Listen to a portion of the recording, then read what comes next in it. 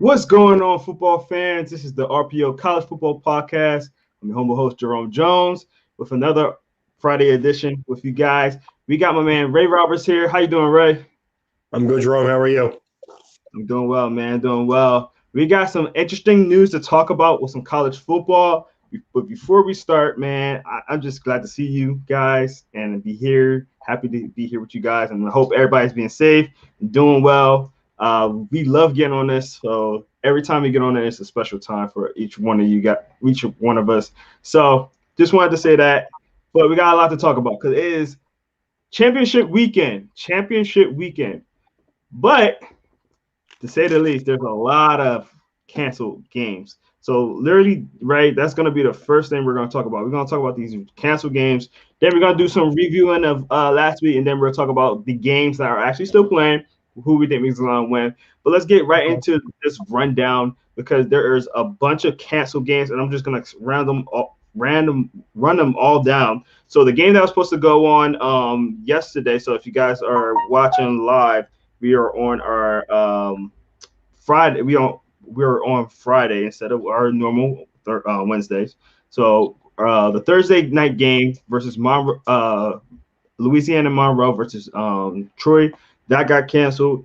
Then the game that's supposed to be on tonight, which is Purdue versus Indiana, got canceled. So number 11, Indiana will not have that championship game. You do have a couple of games that are coming on tonight as far as Marshall versus UAB, which is coming on right now. That should be on right now. So we're just starting up. Then we got a whole slew of games that's supposed to play tomorrow, which is Saturday morning, that are canceled. So we got the Miami, Florida game, which is currently 18. They are playing the Georgia Tech. They got canceled. Florida State versus Wake Forest. They got canceled. Vanderbilt versus Georgia, which is number 8. They got canceled. Arizona versus California, a Cal. They got canceled. This game hurts me probably the most, which is the Coastal Carolina game versus Louisiana. They got canceled. They've been on the hot streak. They're undefeated. That's gonna hurt them. They got the Iowa game versus Michigan game canceled, which probably don't mean much to me that much. We got Michigan State versus Maryland. That game got canceled, and Oregon versus Colorado, which is Colorado's number 25. They got canceled. So Ray, let's talk about these canceled games real quick. Which one sticks out to you the most? I think the Indiana game, because that was a game they probably would have liked to have got in. So, Yeah, Indiana game was definitely one. A couple of them that sticks out to me to most. The Georgia game, because when you have a team that's in the top 10 that got their game canceled, that's always going to sting. Um, the Coastal Carolina game, obviously, because they're undefeated, they're ranked 12th. They've been on a hot streak right now. This would be their second game that got to get canceled this year, which is going to hurt them in the AP poll. I mean, the college football poll. And ultimately, I mean, I don't think they was going to be in the playoffs just because the competition, but the fact that they're not going to be able to play really hurts. And then the Miami game, a game that Miami could have used to leverage themselves to get a little bit higher in the rankings versus Georgia Tech. That one getting canceled. Any of those games stick out to you, Ray? I mean, again, the Miami game. I really think that Miami, after the way they played last week, probably would have rather have played this week for sure. Correct. Yeah. So with all these cancelings, and all these are due to COVID, how do you think this is going to shake up the landscape of bowl games and playoff games? Again, the games we just talked about, Indiana, Miami, Georgia, all ranked teams, all teams that probably would have liked to have played this week. I don't know if it will shake up the landscape because I think right now you kind of know what teams will probably be in the playoffs. We'll get to the Notre Dame Clemson game. I think as long as it's a close game between Notre Dame and Clemson, both of them teams will still probably be the fourth team in the playoffs. So I don't think any other games will really be that impactful. I mean, really, this is commonplace every week now. We have a couple games canceled. So. Yeah, it also stinks for the teams that haven't played as many games as other schools as well. Like, the Big Ten is the Pac-12s, those type of teams that are ranked, and now they're losing even more games. So, like, let's say, God forbid, something happened with the Ohio State game, and that one had to be canceled. Like, how would they be perceived in the playoff ranks after that? I think that again, the NCAA would probably try to an excuse for them to get into the playoff rounds because, again, I don't think anybody, including Notre Dame, Clemson, I don't think they want Ohio State to be or Alabama. They don't want them to be left out. They know they're one of the top 4 or 5 teams in college football, and I think they would try to find a way to make sure that they make it in there. They have so far, so why would they change? Definitely, definitely. Yeah. I mean, So you could argue that Ohio State's body of work is not as much anyway because they haven't played as many games as these other teams. But again, we know how talented they are. So sorry to cut you off, Joe. no, no, you're good, and I agree with you, right? It's just that the Ohio State game, the Ohio State, what they bring to the table. They've been undefeated so far. The only problem it have, like just a little bit, is that the level of competition they played haven't been the best.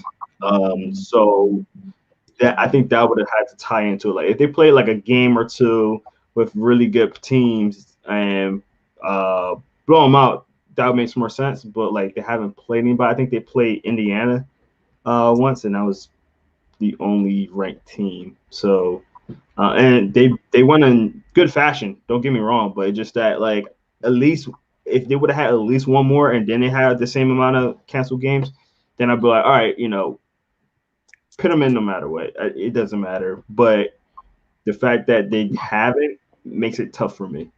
Because I know the NCAA wants to be fair also. Like, again, I don't think that anybody wants to leave Ohio State out. I think honestly, the inability of Michigan and Penn State this year not being good teams is what's going to hurt them. What from the eye test, what is going to hurt them more than anything else? Because no one expects Michigan or Penn State to be as bad as they've been. So yeah, definitely, definitely. I definitely agree with that. So let's get right into it. To the games from week 15. Week 15 was rivalry week. We had a couple of canceled games in that week too. But at the same time, we had really good games. And we're gonna start off with one game that stuck out to me was the Utah versus Colorado game. This game I actually got to watch. It wasn't a lot of games I got to watch this weekend, but that was one of them. And it can I personally think that was a really good game. It was 38 to 21. Utah winning the game. Really in the fourth quarter, really distancing themselves.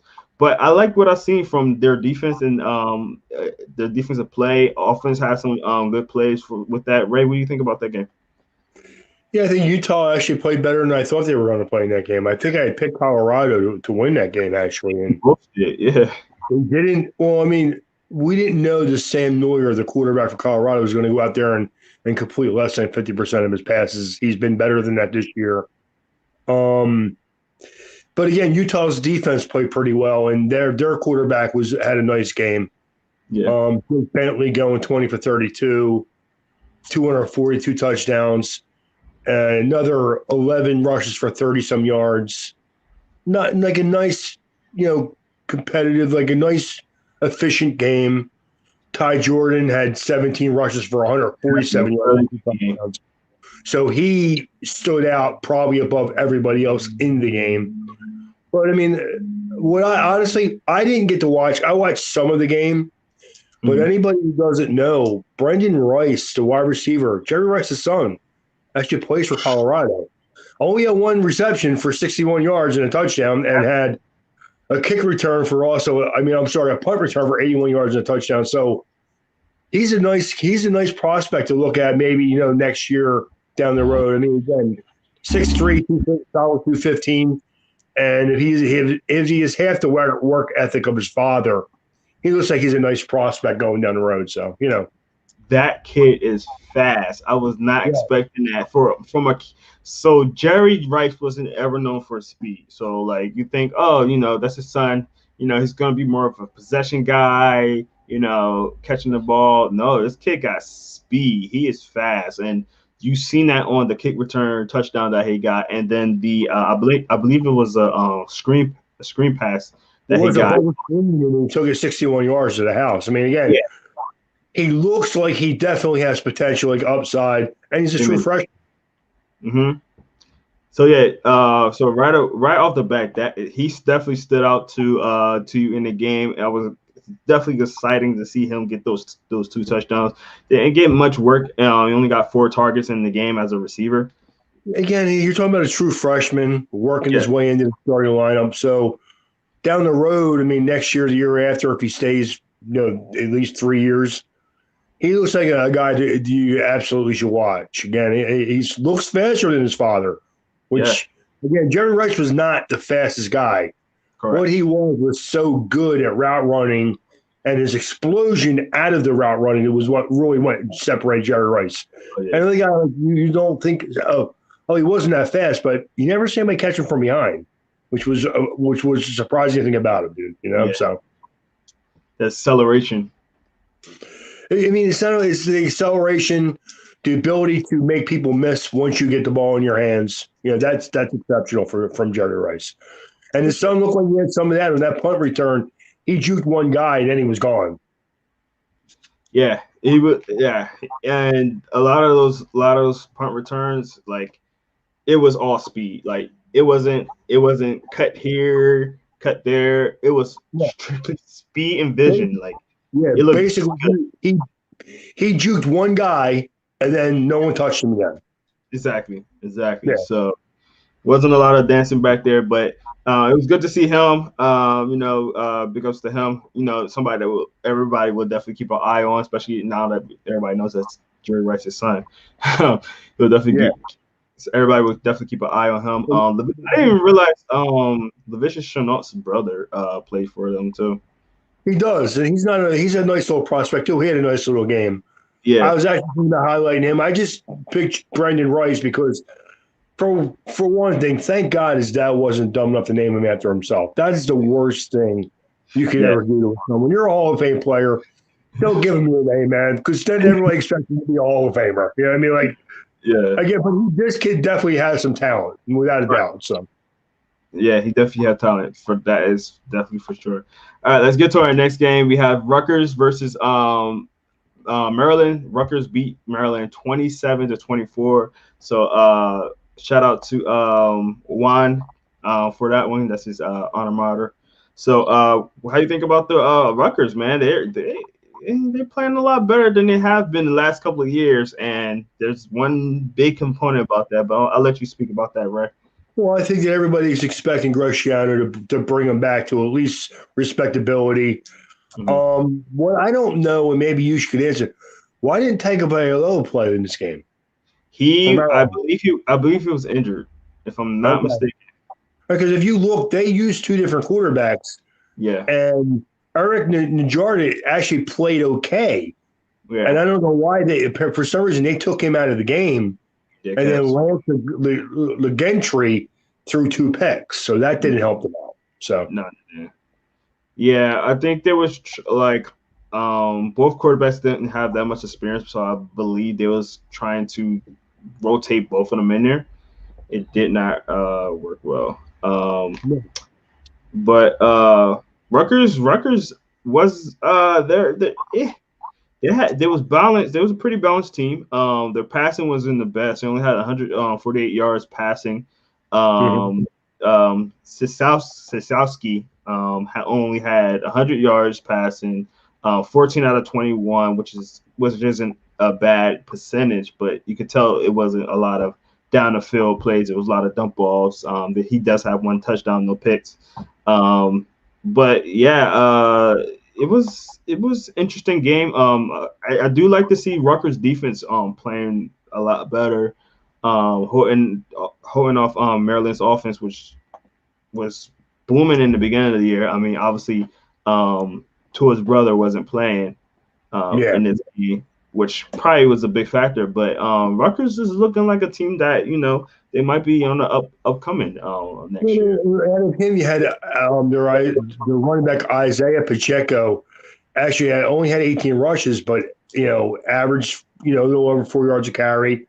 Caught another 5 balls for 40 yards and a touchdown. So he was the one guy who looked pretty good. I think Rutgers has some nice skill players. I think their offensive line is not great. Yeah. So as they get if they improve, and with their coach, their defense is going to step up. So, I think that down the road, Rutgers could be a team that could actually improve and maybe make some noise down the road. I mean, it's just a shame that they really, it's a shame that Shiano ever left. He should have just imagine how good Rutgers would be, because what we talked about before, Jerome, anytime a coach leaves, it kills them recruit wise for sometimes up to 5 years. So hopefully he can reestablish, that part of his, because when he was in there with Rutgers before, they got some nice players, right? Rice, and that's just one. A lot of some players in the NFL right now. Exactly. So they had some really nice players with that program. And then Shiano left, and it kind of hurt them recruiting wise. It always does. And it's just a shame because, again, I'm not a Rutgers fan, but I live in the state of New Jersey, so I would like to see them do well. It's like, even though I don't live in the city of Philadelphia, I grew up in Pennsylvania, I root for Temple. I do. I like it when them teams do well. So definitely. And I can't blame Shannon enough for leaving for the NFL. I mean, it's everybody's dream to be in the NFL and play there. Obviously, that didn't work out well at all. But hey, man, he gained his second chance. I'm glad for him, and I hope everything gets situated there. So. Yeah, I agree with you. I just think that, honestly, if I were a coach and I wanted to go to a team, I probably would rather start out as a coordinator than a head coach. Yeah, I agree with that. To really get my feet on the ground and see what it's all about. I mean, I probably would rather enter as a coordinator. I mean, unless you're Nick Saban or, one of the better coaches in college football, it's a whole different world. You don't get to pick your players. They kind of pick you according to where you pick at. And then usually you have a GM who's telling you who to pick. Really – and we've seen coaches try to get into the mindset of, well, if I'm going to coach these players, I should be able to pick them, or I should be able to pick what players I want. And usually that doesn't work. Yeah. To me, what works is if you have a GM who comes in and hires his coach. And a lot of times that works. Yeah. But if you, as you see with the Jets right now, you go in there and hire a defensive coordinator that the coach doesn't like, it's not going to work. I agree. All right, let's move on to our next game. We got Minnesota versus Nebraska. This is a game that I wasn't expecting Minnesota to win. I think we both went against Minnesota, actually. I believe we did also. Yeah. Another game with not a lot of passing yards. It's a lot more running yards. I mean, I expected that out of Nebraska, but not really out of Minnesota. But Minnesota still pulled it off. Had a really good game on the ground. Abram had 20 attempts for 108 yards, 2 touchdowns. Martinez for Nebraska obviously is more of a running quarterback. He had two total touchdowns, rushed for 96 yards rushing. So, Ray, what do you think about this game? I think what Martinez, what you saw was he was 16 for 27, which is, it's not good, but it's not horrible, but only for 111 yards. So he actually, like you said, he actually did much better running the ball than he did passing the ball. Yeah. But what stood out to me was Muhammad Abram, the running back for Minnesota, had a nice game. 20 rushes, 108 yards, averaged over 5 yards a carry, had 2 touchdowns. And Tanner Morgan just did his thing. He went out there with 17 of 30, only 181 yards, 1 touchdown, no picks, kept the ball steady, kept it moving. I mean, I know I picked Nebraska. And honestly, I hate to say it because they were favored by 5 points. And I usually go with the line, or unless it's a closer line than that, I almost always pick the team with the higher line. I just think that you didn't see either team do a whole lot. Defenses played fairly well on both sides of the ball. Just Minnesota made a couple more plays than Nebraska did. That's all. Yep. Mhm. Yeah, close game, and like you said, Minnesota got a couple more games. There wasn't too many turnovers. Luke McCaffrey did throw a pick, and only two passing attempts. They've been more of a running quarterback. For some reason, they've been a little bit passing a little bit more with him. But Yeah, other than that, it was a very close game. That might have been the one possession that Nebraska needed to beat Minnesota. But for the most part, these teams seemed very evenly matched. they were, and it was a pretty, like I said, a pretty good defensive game. Minnesota ended up making one or two more plays, which usually was what's the outcome of every game. A couple of plays, two, three plays here and there, and you the frustrating thing about Minnesota is we thought they were going to be better earlier in the year, and they didn't play well early in the year, and now they've kind of hit the ground running a little bit, and they're doing much better than they were like the first 3-4 weeks of the season. So Yeah, definitely. Yeah, they lost to Michigan, and they made Michigan look really good, and that clearly wasn't a thing. So yeah, I think that you had brought up the fact that Minnesota gave Michigan really good field position on a lot of drives, and that's really what did them in that game. Their special yeah, teams did not help them out at all. So yeah, they definitely did. They gave them a lot, and I'm not sure if they still have. I haven't watched the game, but I'm not sure if they still having punter issues. But that was a huge issue against Michigan. They was giving up a lot of yards on when it came to punting or going for on fourth downs or missing field goals, things like that. So that yeah. was definitely an issue in that game. So that definitely helped the Wolverines. But let's get to our next game. We're gonna talk about Coastal Carolina versus the Troy Trojans. Oh man, this game was tight, and I'm telling you, these Coastal Carolina games are definitely something to watch. So if you haven't watched them, hopefully you get a chance to watch them this year. Very close game. Came down to the last little bit of the game. Coastal Carolina had, I think, like 30 seconds left and got a last minute touchdown to win the game. Very, very close game, right? What do you think about this one? I think Coastal Carolina was coming off of a little bit of a letdown from a big game they had the week before. I don't Yeah, remember exactly who it was, but I know they had a really big game the week before, and they actually won that game. BYU. Um, yeah, yeah, and I think that maybe they came out a little flat in this game. Yeah, And then, like you said, came out flat, still scored 42 points. I think their defense didn't play very well, which you saw Detroit scored exactly. 38 points. But Grayson McCall, the quarterback from Western Coast of Carolina, had a great game. Grayson. 24-29, 338 yards, 3 touchdowns. Did have the one pick, but Yeah, also had another 40 yards rushing and a touchdown. So he had a very good game. Terrence Marble had a very good game. The running back, 20 rushes for 120 yards, 6 yards a carry, 2 touchdowns, had 3 receptions for 42 yards and a touchdown. So those two guys stood out in the game. Also, Javon Heli, the wide receiver, 11 receptions for 138 yards and 2 touchdowns. So offensively, Coastal Carolina had a nice game. I think defensively, they just fell off a little bit against Troy. So yeah. It was. I think that Coastal Carolina is known for their defense more than their offense. Their defense kind of let them down a little bit more this game. But I will say that Grayson McCall is a player to watch. He's only a freshman. He's playing extremely well. I'll definitely keep an eye on him the upcoming years. I also want to point out that Ray, you are the only person that calls CJ Mobley Mobile. Sorry, you're the only one that call him Terrence. So everybody calls him CJ. well, I have written here Torrance Marble, so I'll call him No, Torrance. no, you're right. That's his name. But he goes by CJ. He goes by CJ. We had a chance to interview him. We talked to him about that. He goes by CJ. But yeah, yeah, not a lot of people call him by Terrence. So it kind of threw me off a little bit with that. But yeah, he had a great game. He's they kind of go by a three-headed committee. He's the lead running back out of the three, though. He's a senior. He's going to be probably getting some looks in the NFL.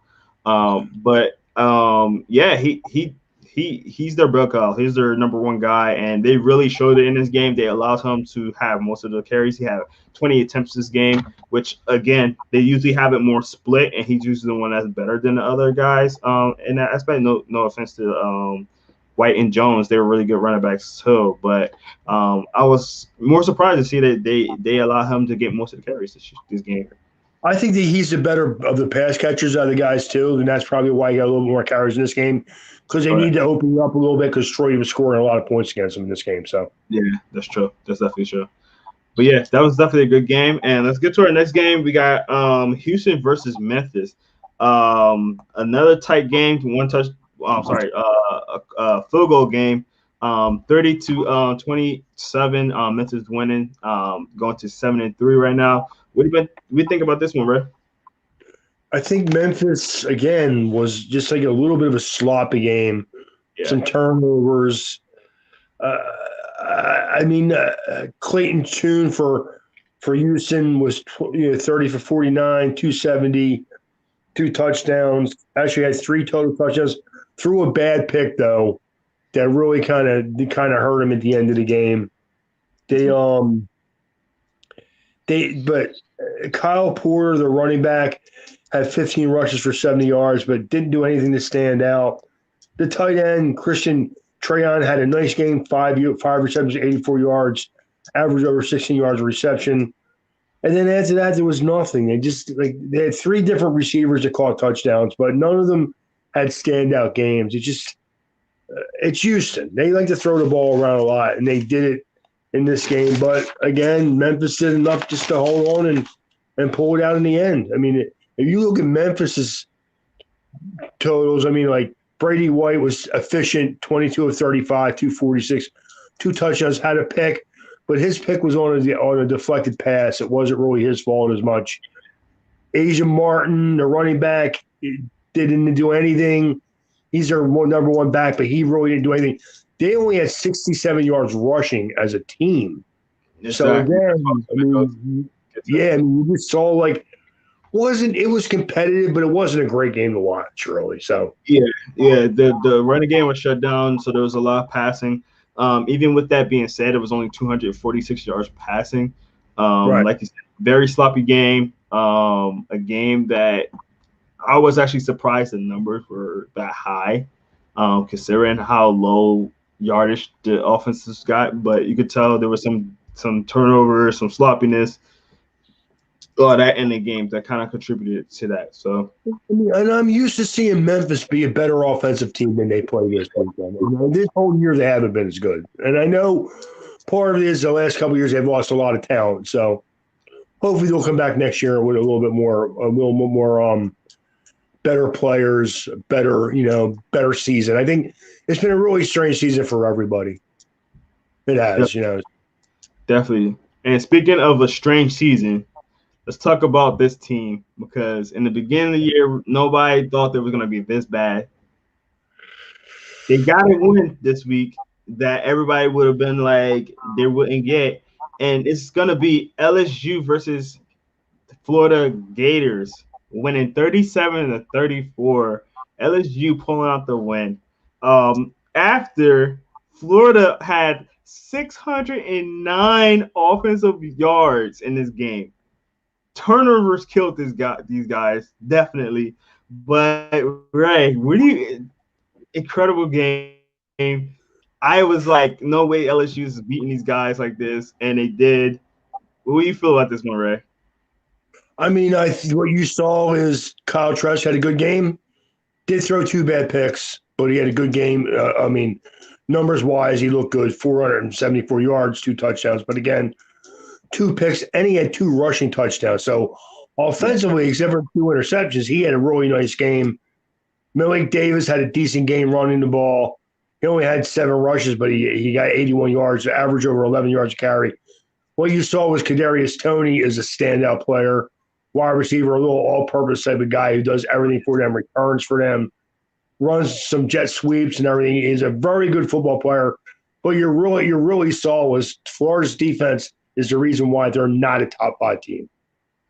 Definitely. That was the most surprising thing about seeing this game. It's like LSU, and again before the Joe Burrow magical year last year, they was never really known for their offense, and the fact that the offense was the reason that they won this game. I mean, don't get me wrong, defense did their thing too. They got a couple of turnovers, but Johnson had three touchdowns, 239 yards, completion of 21 out of 36. Really good game on passing against the Florida Gators. Yeah, I just don't think Florida's defense is very good, to be honest with you. Yeah, yeah. I mean, I know some people thought, and then what bothers me about it now is they're going to go into the SEC championship game. They really deserve to be in that game right now. But, No. yeah, but they're going to, and then let's face it, Alabama's going to kill them. Oh yeah. Kill. Let's get to our next game. USC versus UCLA. Ray, what is going on with these Trojans? I mean, they cannot get it right in the first quarter, the first half, and then all of a sudden they start pouring on and they win the game.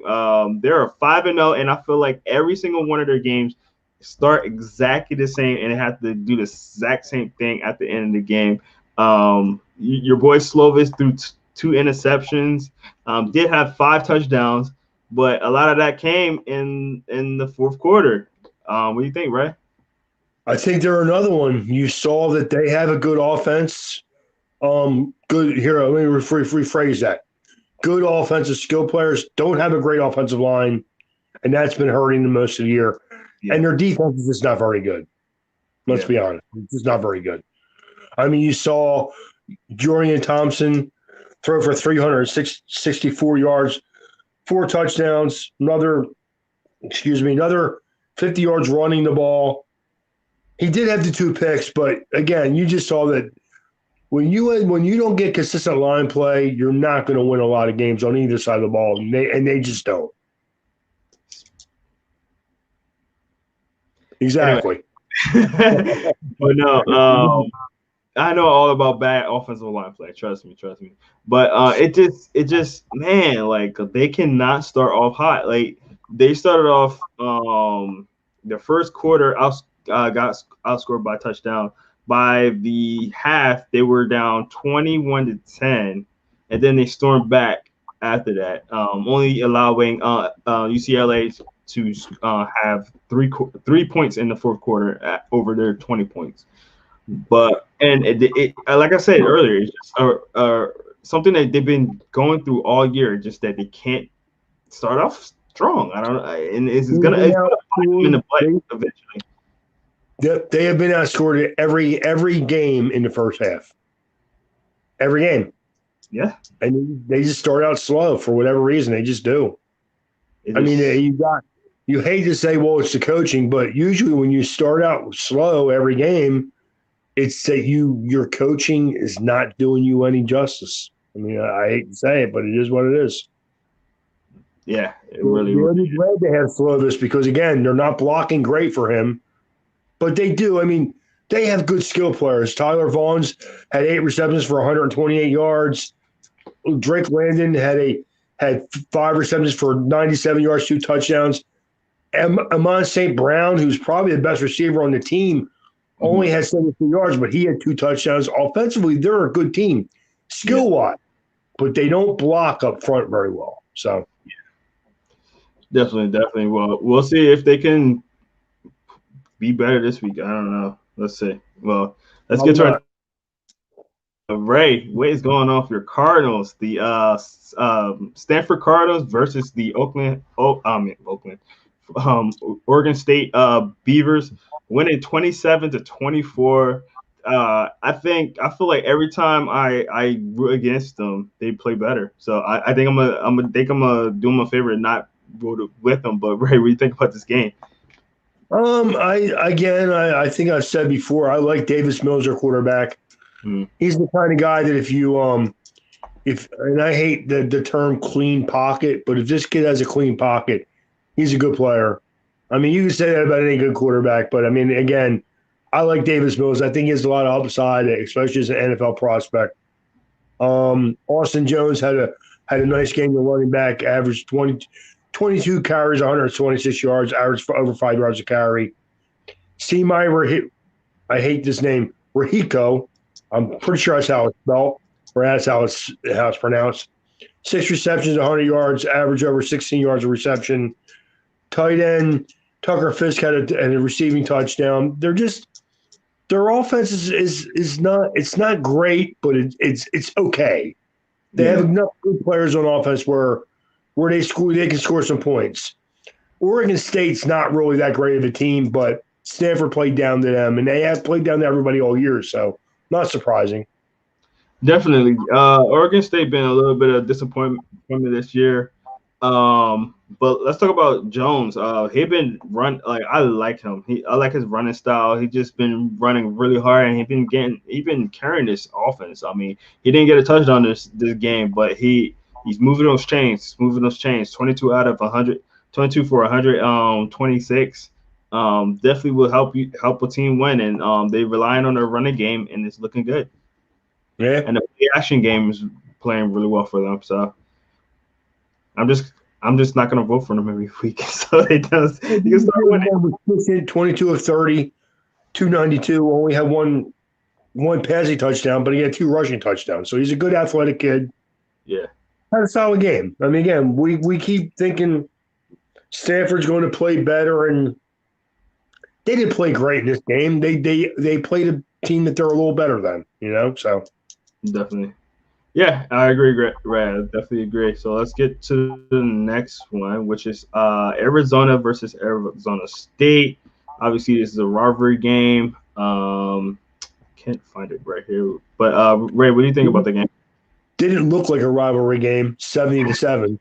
But I mean, yeah, and I think we've pretty much been saying all year that Arizona State is a better team than Arizona, and they showed it. They're a good solid team. Their quarterback was only 9 of 11 for 203, but two passing touchdowns and a rushing TD. Rashad White had a nice game. Only had 10 rushes, but had 133 yards and 3 touchdowns. Yeah. They had 7 rushing touchdowns as a team. So that tells you right there that they just physically dominated them up front. So dominated. I mean, right.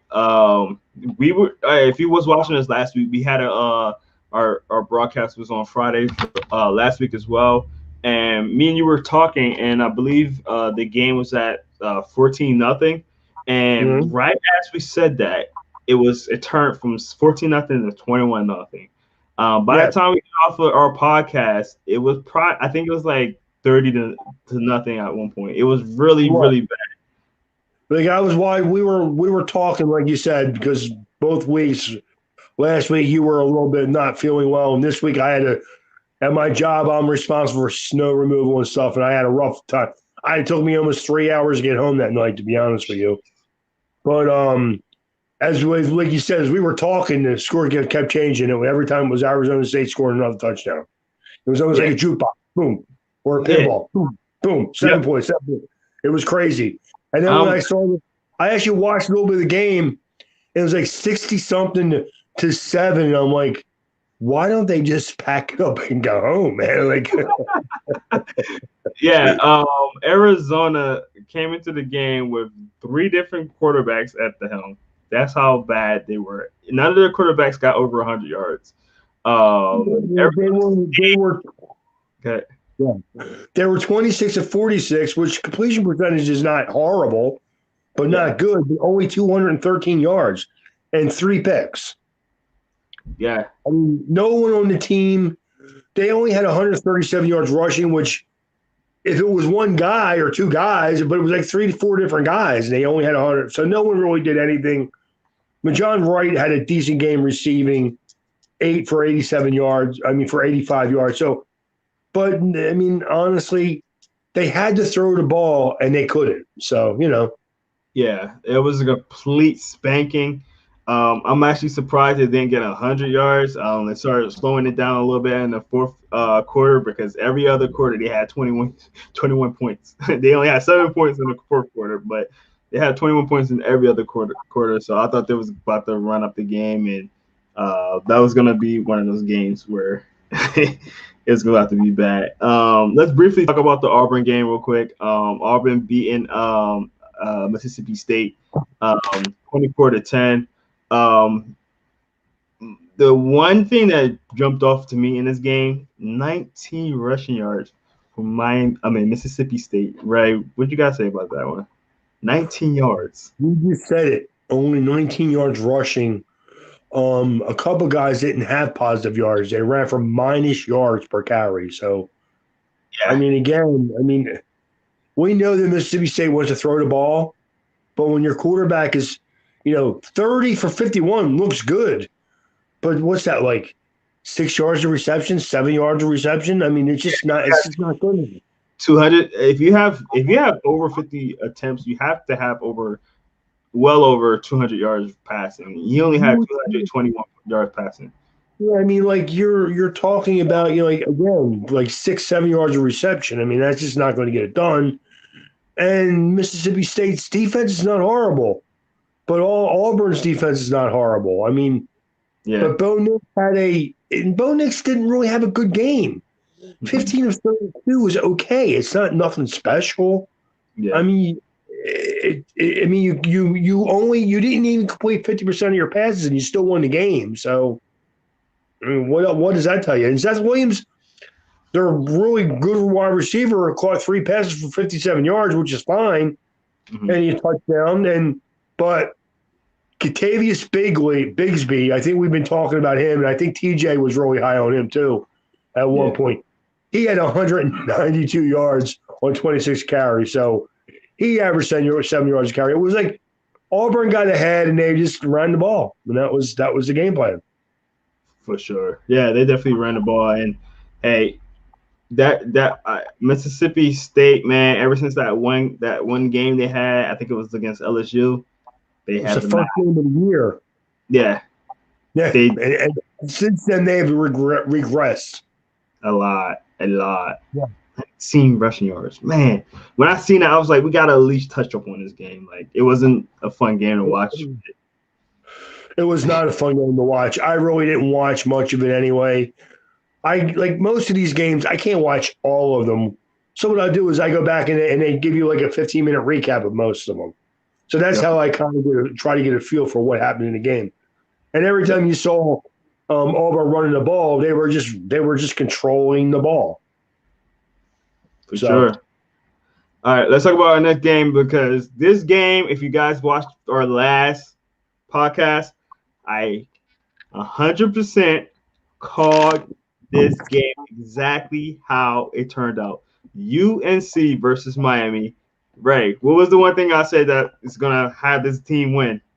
Do you remember? I don't remember. I'm assuming the running game. The running game. I said if they run the ball and keep the ball out of Miami's hands, they're going to win. Ray, 554 yards rushing. 554 yards rushing. That's insane. They had a total of 776 yards in that game total. Kept the ball out of Miami's hands. Like I said, won the game. My boy Michael Carter, 308 yards, 2 touchdowns, and Jamal Williams, 236 yards, right, and 3 touchdowns. Right? What do you think? I think that Miami should be ashamed of themselves, to be honest with you. I really think. I mean, I know, and you predicted that, and I think we and you were texting back and forth.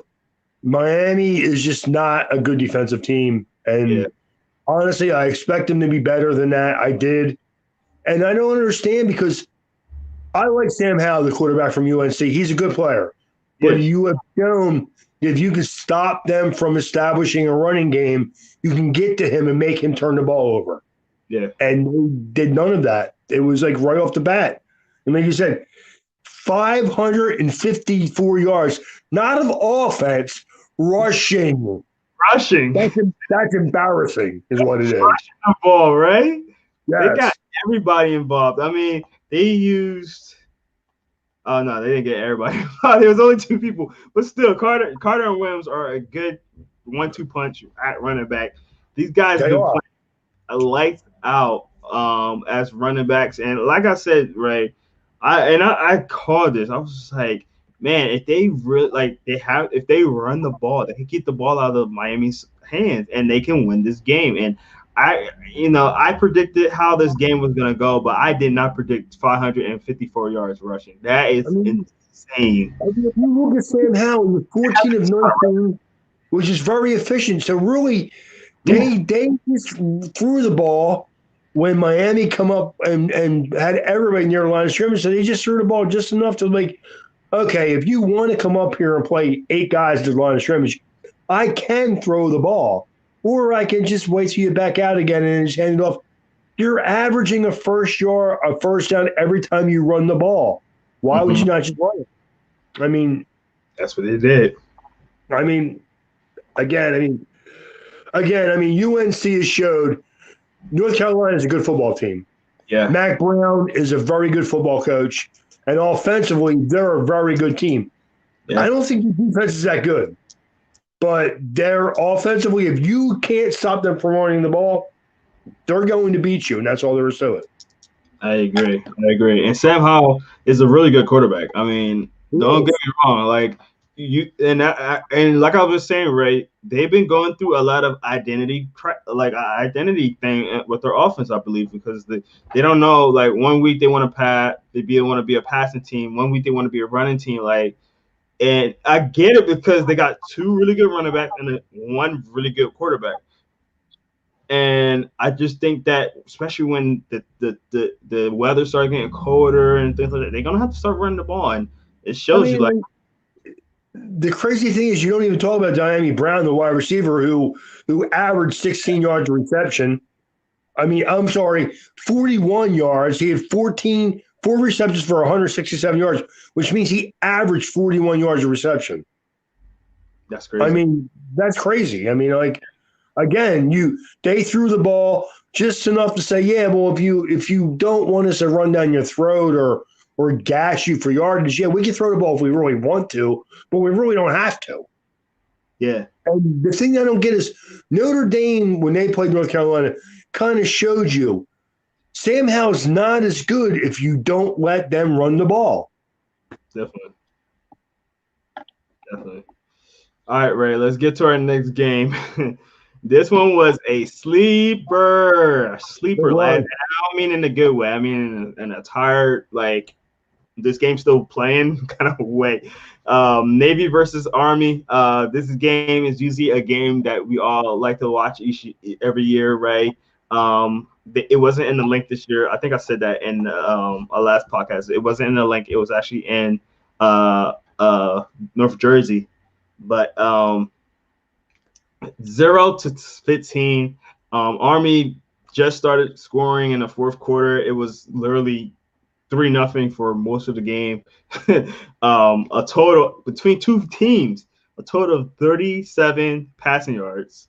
We already know they're both rushing schools, but the total yards for Navy was only 117 yards total offense, and for Army it was only 162. So Ray, what do you think about this game? Army only threw the ball one time and completed it and completed it for 28 yards. Really, I mean, and we enjoy this game. It's a big time rivalry game. Every year here, these guys only care about this game, and it's true. Yeah. What they really did is set the football back 25 years, though, to be honest with you. They really did. That This game was was like, it wasn't, they didn't even run the triple option, but it really looked like they did. it was so tiresome of a game. I was just was, like, I felt bad for the commentators because they didn't know what to say. yeah, They kept bringing up how important it was to both teams to win the game because there really was nothing to talk about. It was sloppy. The game was played in between the 20s, like most of the game. Like I think most of the action was like in between the 40 to 240-yard lines. No one really moved the ball efficiently. Again, Army got a couple of breaks with some turnover and scored a couple of points here and there. And again, it was. I don't like calling games boring, but if you stayed awake during this whole game, you must have been really rested. that's true. you have some strong waking abilities right now, but Either you're an Army or a Navy guy, or you had nothing else to do. And there's yes, no other game to watch. really, So really. So yeah, so that game was insane. I was just like, I personally fell asleep on it, but we're gonna get into our last portion of the podcast because we've been talking all day. Let's get into week 16. There's not a lot of games that we can talk about anyway, but let's talk about it. But before we get into that, I just want to give guys a quick update. Rutgers is beating Nebraska 3-0 at this point. They are in the first quarter, I believe. So just a little update on that. And let's get to our first game of this week, and we are going to talk about Oregon versus UCF. I'm sorry, USC. Right, who you got in that one? USC is favored by 3 points, just three. I will take USC. I think they're a little bit of a better team. I don't expect them to start out fast, but I do expect them to win. So I mean, that's the normal trend. I 100% agree with you, Ray. I do think they're going to win this game. I think they are the better team, but I wouldn't be surprised if Oregon sneaks up on them. I think that Oregon's a little bit better of a team that they've been playing. Um, and if USC starts off slow and it don't really come back, I can see why Oregon can come back, and I can see why there's only a 3 point favor right now. So I think they're covered, but I just think that that's exactly why they only got 3 points, right? 3 points. yep. And they're home. So Yeah. definitely. All right, let's All get right. to our next game. It will be Indiana. That one got canceled, so we're not going to talk about Yeah. that one. LSU versus Ole Miss. Who you got on that one, Ray? I get LSU. I think they're a better coach team. So I think they'll win the game. I mean, again, it's two bad teams, and I hate betting. I wouldn't bet on either team because I don't bet on bad teams to begin with. But I think LSU is a little bit better coaching staff. I think they'll probably win a fairly close game, to be honest with you. I agree. Ole Miss is actually favored by 1 point. LSU is home, so that tells you a little bit right there. But I do think LSU is gonna win this game. They just came off of a very impressive win. This game, I feel like they're getting their feet under them a little bit more. They're not the team they were last year, so just to get that out of your head. Yeah, But they are. I feel like they are a better team now than they were at the beginning of the year, and I do expect them to win this game. yeah. All right. I mean, if you We're want gonna to know say why LSU isn't as good, watch the NFL games, man. They got players all over the place from last year on in the NFL right now, dude. they are For sure. balling. They are. I feel like all the players that got drafted from LSU are balling this year. So Absolutely. yeah, I definitely agree with that. Let's get to. I'm gonna skip over the Clemson game. We're gonna go over that last. It's gonna be our last game that we'll talk about. Okay.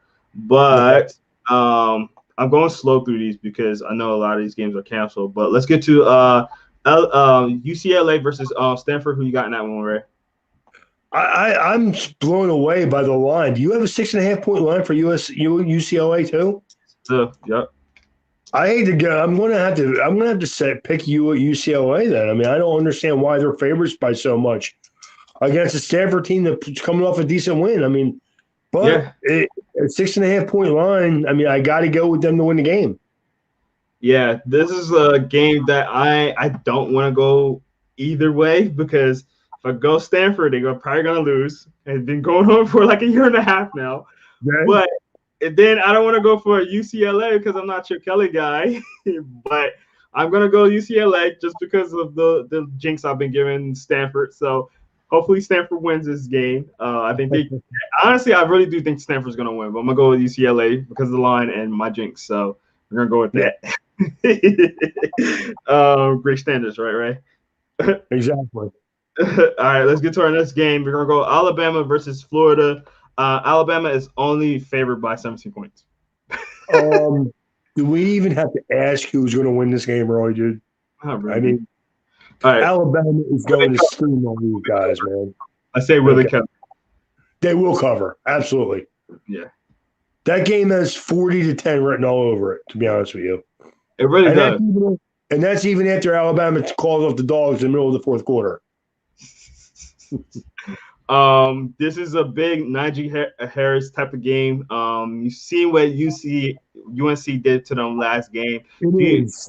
You could do the same thing to them, and Alabama's gonna throw the ball, and they got speed on the outside, even though they lost. I obviously forget which one of the receivers got injured this year, but who was it? Smith that got injured? I always forget which one. Smith playing. It was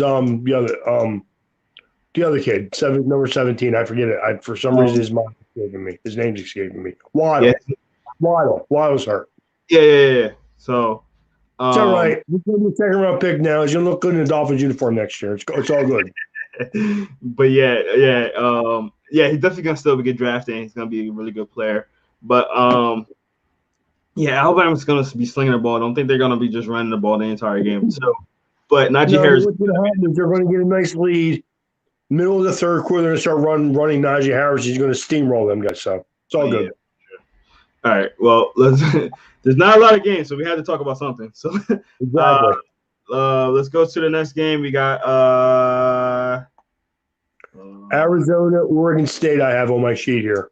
Arizona versus Oregon State. It's supposed to be Arizona State. Sorry. So Arizona State versus Oregon State. Oregon State is favored by 7. I'm sorry. Arizona State is favored by 7. My apologies. I would take Arizona State to cover that line pretty easily, to be honest with you. I agree. I do feel like they're a little bit more evenly matched, but I am going to go with Arizona State as well. With this one, they played a really, really, really good game last week, and I don't think it's going to be anything like that because this is a way better team. Yeah. Oregon State is not a great team, but they're way better than Arizona. So definitely agree with that, right? All right, our next game we got is Michigan State versus Maryland. I think that game is canceled also. That got canceled. All right. Yeah. We got the Michigan game that got canceled. We got Air Force versus Army. Did that get canceled? No, I don't think so. No, it didn't. You know what? And I have Air Force as a 2.5 point favorite. I do too. But I'm going to be biased and take Army. Yeah, I'm gonna go Army as well. I don't think I haven't seen a lot of Air Force play, but it's just weird that they're winning where Army is 8-2. I mean, I guess because the last game it was garbage. That was such a garbage game. But like Air Force haven't played anything or did anything that impressed me this year. Army's defense is good. Their offense bogs them down a little bit. So it is. I'll take Army in the game and just root for my grandfather's sake that they win. That's all. I agree with that. Next game we got is Missouri versus Mississippi State. Who you got in that one, Ray? That's a tough game for me. I mean, I'm going to take Missouri, even though I have Mississippi State highlighted. I think Mississippi State has a little bit more talent on offense, but I think Missouri is a better defensive team, so I'll take the better defensive team. Yeah, I'm gonna agree with you on that one again, Ray. They are favored by 1 point. But Mizzou, I think they're a little bit of a sneaky good team. I mean, the record don't show it, but I think they're a better team than most people think they are. And I think they're going to win this game. Yeah, I agree. I think that Missouri's defense is pretty good. I think they'll win the game. I think it'll be close, but they'll win the game. Definitely. All right, we got last 2 games. We got Florida State versus Wake Forest. Who you got in that one, Ray? I'm going to Wake Forest. I think Wake Forest is a better team than Florida State. Florida State has really not showed me anything most of the year. Yeah. They've not played consistent football, and Wake Forest is not a super talented team, but they play good, solid defense and they play hard. So I'll take Wake Forest. Yeah, I agree with that. I think Carlos Basham is not playing now. I think he declared for the draft, if I'm not mistaken. He did. Yeah. So they lost him, but like they're still a better defense. They are favored by 6.5 points. Exactly. Florida State. Oh, that game got canceled. Right, that game got canceled. I didn't see that one. Okay. Yeah. Okay, I actually looked at this tonight. I didn't see that. Okay, all right. So I root for a draw. So we don't have to pick that one. Good. We can't be All right. wrong. Yeah. All right, and let's get to our last game. The game that's playing right now, UAB versus Marshall. I don't have a score for that one right now, but who you got in that one? I got Marshall. They're favored by 4.5. They're a Mhm. little bit of a better team than UAB. I think they'll win the game. Yeah, I agree. UAB is a better team. I like a lot of their players on there. We interviewed a couple of guys on our team. I think it's just with a top-rated app a better team right now, and I just think that they, yeah, you would be been up and down this year, so I'm definitely going to go with Marshall. Yeah. For sure, for sure. All right, guys, that is going to do it for us today. We didn't have a lot of games today, unfortunately, to talk about. We didn't pick Notre Dame Clemson. Notre Dame Clemson. We skipped that one. All right, Ray. Let's talk about it. Let's get right into that real quick before we get off. Oh man, I was like, man, something. I knew something was missing. Right? Who you got in that game? I'm pretty sure I know who you got. Who I got Notre Dame. You got Notre Dame. Yes. I mean, I'm not. Wow. I'm very upset about the line in the game, dude. I am. I think for Clemson, and I know Clemson's a good team, and I know the first time they played that Herbert didn't play and all that. I mean, I understand that, but Notre Dame beat them. Yeah. And again, I'm Herbert. I mean, Trevor Lawrence, and I know people think the fact that they're favored by 10 points is a little bit annoying, to be honest with you. That's a little it's annoying. It's very disrespectful. It really is. People are sleeping on Notre Dame's defense. They really are. I know they have Ian Book, and people don't think he's that good. And you know what? You know how I feel about Ian Book. But he has played his best football the last month of the year. So if you tell me that Clemson's 10 points better than Notre Dame, I disagree with that. That's all. So I'm going to take Notre Dame. Screw it. I 100% agree with you. I do think Clemson's going to win this time. But I think it's going to be a very similar situation. They might even go overtime again. I think it's going to be a back and forth, high-scoring game. I think that both defenses are really good defenses. But you got a Trevor Lawrence who didn't play in the last game. He's going to be super motivated to play in this game. And I really do think that Travis Etienne is not going to fumble again because he did fumble in that game to keep y'all in that game. I do think he's going to play a little bit better. 1.5 yards per carry. Yeah. Notre Dame held him to 1.5 yards a carry. You're right. Again, I know it's going to be a different game. It's on a neutral site. The first game, I believe, was in Notre Dame, and it's on a neutral site. And if you want to tell me Clemson's going to win, I'll listen to that. Yeah. But to over them by 10 points is quite annoying. Right. I'm totally on 100% on your side with that. I am not a Notre Dame guy. I'm a Michigan fan, so obviously we don't like Notre Dame. But I think that just speaking as a football fan, that's disrespectful for you guys. Like, you know what's funny? I believe them in good fashion, and it's just the fact that they got Trevor Lawrence, and they didn't. Like you said before, DJ didn't have a bad game in that game. He had a really good game. He kept him in that game. It wasn't the deciding factor in that game. He really wasn't. He threw for 370 yards. Yeah. And I know Trevor Lawrence and here's the thing that scares me for Notre Dame. Because they had the younger guy playing, and he's not the running threat that Trevor Lawrence is, they're thinking that Etienne's not going to be held to 1.5 yards a carry. He's going to and so Notre Dame sent a lot of pressure after the young kid, and they can't do that with Trevor Lawrence.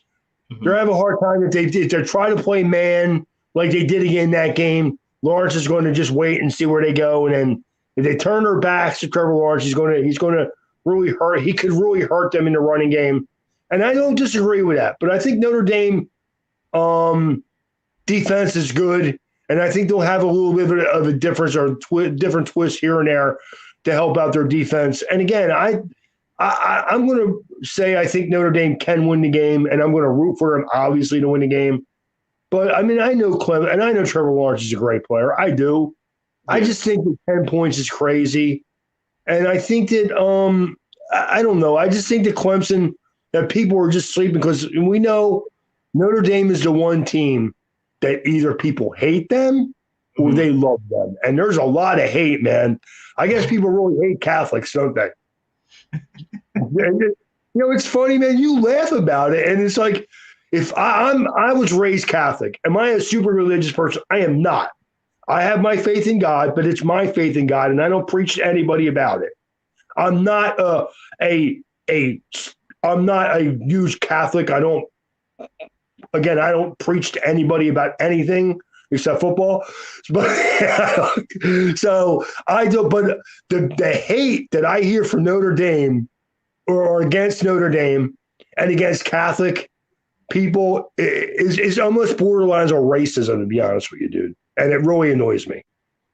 Well, not gonna touch on that, but I will say that I think the difference in this game is going to be the fact that in the last game, I think you guys were able to focus on Travis Etienne. You can't do that in this game. Trevor I Lawrence agree has. with that. And I think So that Notre I Dame. think that's going to open it up for Travis Etienne, and he haven't been fumbling the last couple of games. And in that game, like I said, he fumbled in that game, gave you guys an extra possession, and that really mattered in that game. So I think that it's going to be a different game. I think it's going to be a very similar game. And again, I think it might go into overtime again. I don't. That line is definitely disrespectful. That line is very. I was half kidding about the racism thing, but only half kidding because me and Ryan were in an establishment when we watched this game, and there was one guy at the bar flat out cursing Catholics Oof. and Notre Dame. And you know what, Jerome? Honestly, me being the calm person I am, I kind of just sit there and took it. My grandfather would have grabbed that guy and punched him in the mouth. He would have. He would have just grabbed that guy and honestly, I wish he would have been there because that would have given me a reason to punch him in the mouth. Okay. Yeah.